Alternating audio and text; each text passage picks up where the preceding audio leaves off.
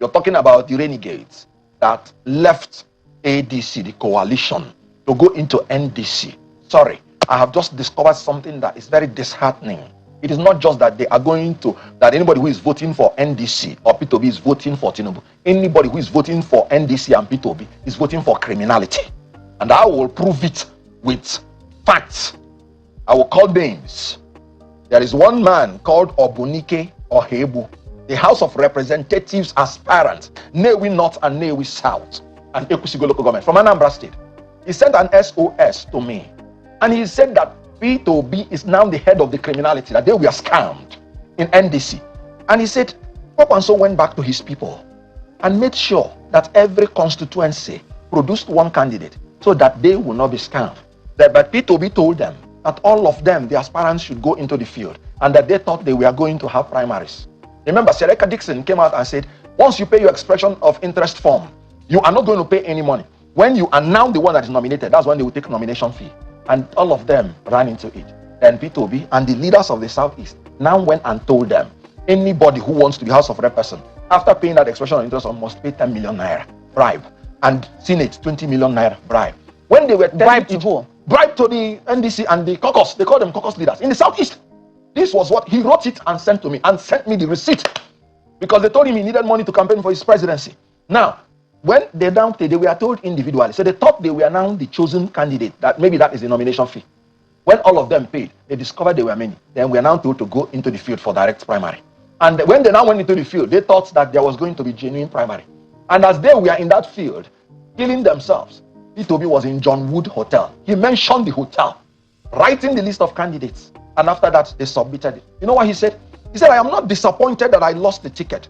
I am rather disappointed that I invested my time, resources, and reputation in a process that is becoming increasingly opaque and inconsistent with the democratic principles it proclaimed. And this is another man from Enugu State, a highly political person, sent to me. And you know what he said? He said, I have a direct taste of the fraud called P2B recently in NDC. But we must put that, yes. NDC has become a national dialogue for criminality. No, but just a moment. Discussion of criminals. Mr. Okonkwo, you do acknowledge that that was the testimony of one person, and it's an allegation. No, you haven't investigated that. Hold on. To be able to say you did your own investigation, yes, and you found it to be true. What, did you know what Aisha said?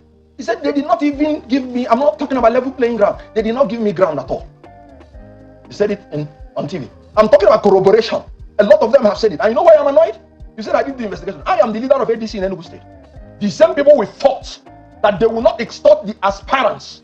They are the people that went to NDC and they started extorting the aspirants. NDC has come out with a statement trying to distance themselves from what is happening in the Southeast.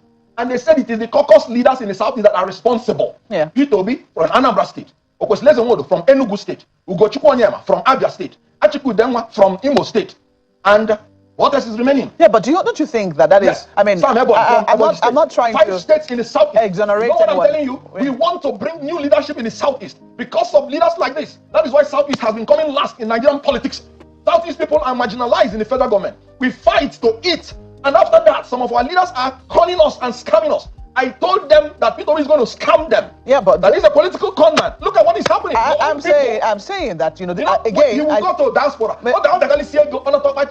I don't give shish, but you collect shish.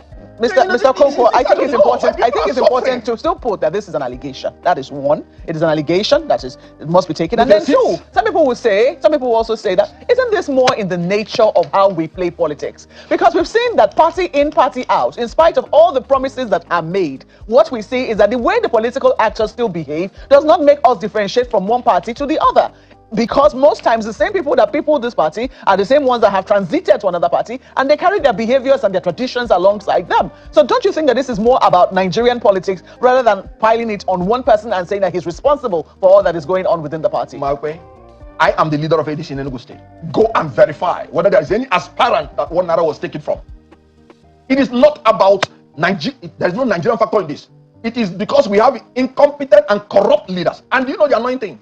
When they start coming out publicly to deceive the public that they are saints, that they are when they are absolute hypocrites. In NDC, it is the Southeast people that are crying most. Go and check it.